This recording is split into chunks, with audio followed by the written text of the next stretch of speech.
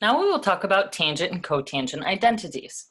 Once again, we have learned these before, but now we're going to be using them to simplify, verify, or prove different identities. Right? So tangent of theta is equivalent to sine of theta over cosine theta. Okay, and then we just talked about how cotangent is the reciprocal of tangent. So I can rewrite that as, so if I flip my numerator and denominator, sine and cosine, it would become cosine of theta over sine of theta. Okay, so the big takeaway from these is, and a helpful hint that might help you when you're solving these different identity problems, is that everything does simplify down into sine and cosine. It might be a strategy that you guys use to verify different identities. So you can always convert everything into sine and cosine. Write it down.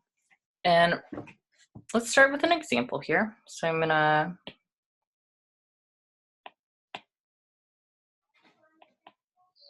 write it in red. So we'll do example 2. I'm gonna do 2 different examples for this one, and then you have 2 examples that you have to solve.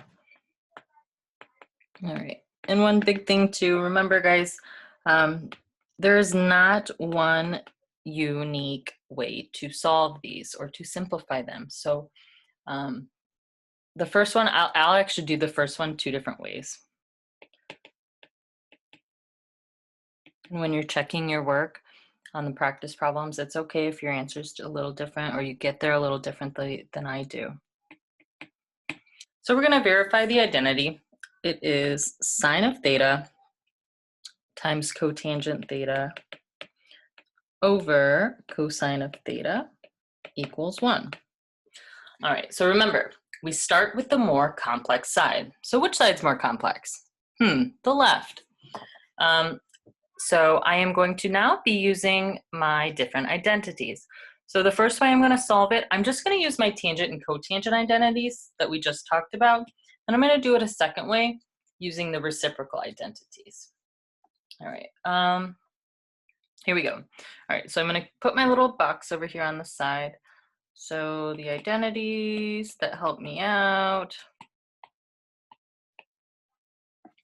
the identities that I'm going to use here. So I've got cotangent, so I'm going to use my cotangent identity.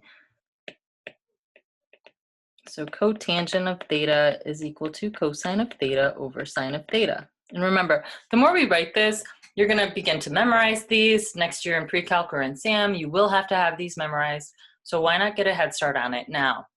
Yeah, all right. And they're not that bad. This is kind of fun. To me, this is like a puzzle. And we're just like swapping the pieces. And it's satisfying when you get that. You simplify these and you verify stuff and I don't know. It's really nice. Okay. All right, so we're going to use our identity, cotangent. I'm going to swap out cotangent there that I have in yellow for cosine over sine. But I'm working with a fraction. So this could be a little tricky.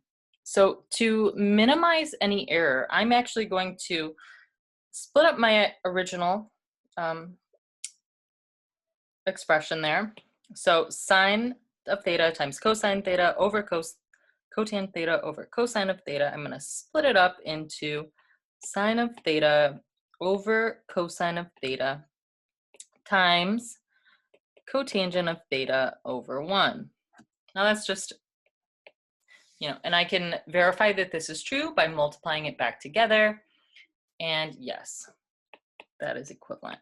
Sine times cotangent over cosine times 1 is the same as the original part of the expression there. Okay, so I've split this up. The reason I did that is because, remember, we're going to be rewriting the cotangent of theta part. This part over here is what I'm still going to be using my identity to swap it with. So when it's just an expression on its own, it's not over something else, I don't have to worry about using our different keep, change, flip rules and whatnot. So I can, instead of cotangent of theta, I'm going to write that as cosine over sine. So I have sine of theta. I have to, every time I do another step, Make sure you're writing everything down. So now I'm swapping. Cotangent of theta is cosine of theta over sine of theta equals 1. All right, now I can multiply these back together. Or if you remember from our rational functions unit, we just started crossing things out or whatnot. But to be safe, I'm just going to multiply them back together. So I'm going to put sine of theta times cosine theta in the numerator over cosine theta times sine of theta. Now I can rearrange the order. I'm going to just write it as sine of theta, cosine of theta. So it's really clear that we have the exact same expression over itself. Sine times cosine over sine times cosine. So remember, anything over itself is just 1. So 1 equals 1. Done. I always put a check when I'm done, but that's just preference. I don't know if other math teachers do that or not. Okay. All right, so I'm just going to do this problem another way. So if let's say I didn't know my tangent and cotangent identity, but I did remember my reciprocal identity. So I'm going to do this same problem another way, right? So let's see. Let's pick a pretty purple. Let's do a big or using another identity. I'm going to put a line there so you know I'm doing it in a different way. I could have solved this as, so I still have sine of theta. I'm going to jump in at the same part here. So I have sine of theta over cosine of theta after I split it apart times cotangent of theta equals 1. And I could write that over 1, that cotangent part, if I'd like. Not a big deal. All right. So for this, remember, I'm not going to use, well, I guess I am. Actually, I'm going to use both identities here. I'm going to use my reciprocal and my tangent, cotangent identities. So sine over cosine can be rewritten as tangent. Okay, so I can rewrite this as tangent of theta. If I were to write another toolbox here, so in this case, I'm using tangent of theta equals sine of theta over cosine of theta.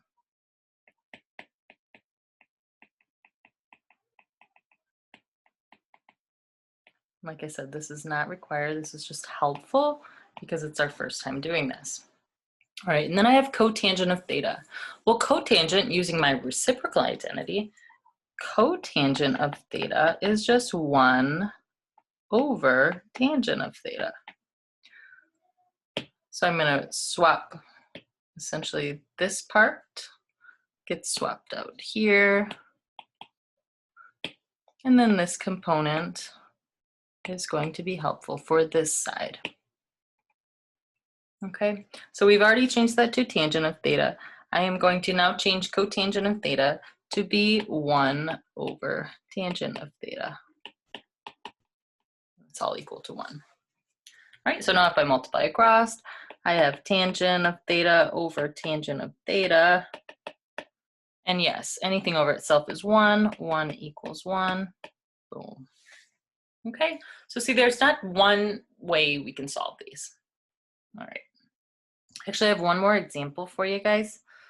I'll give a little space right here. Okay. All right.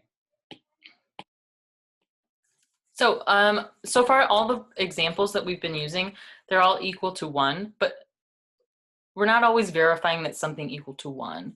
So I'm going to give you one more example here. We'll call it example 3.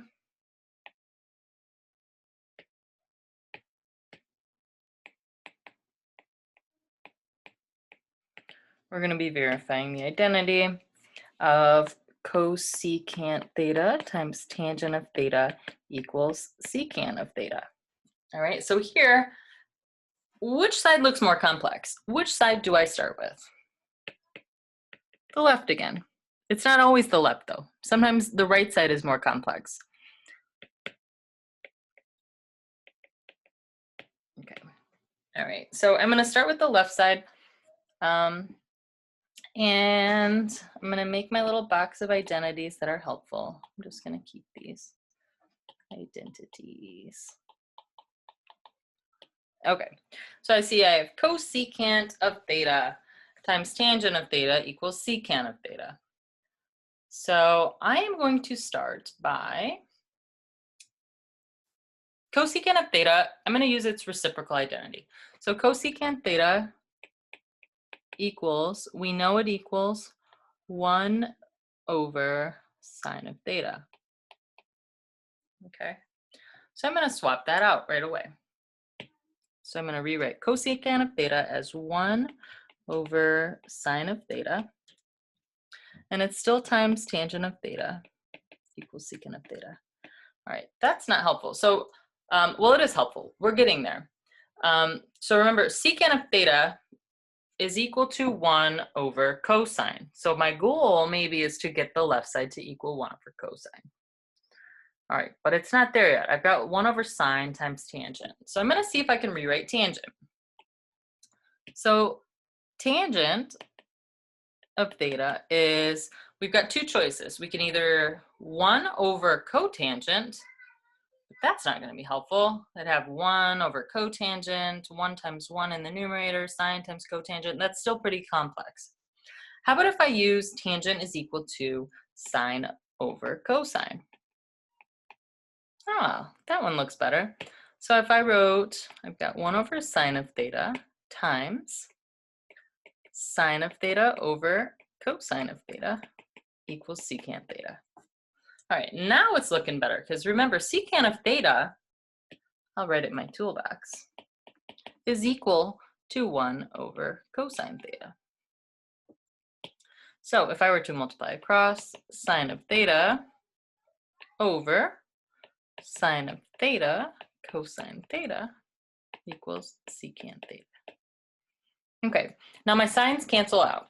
So actually in the step above, we could have just crossed those two signs out and been left with 1 over cosine. Or if I already had multiplied it across, I can cross out my signs here.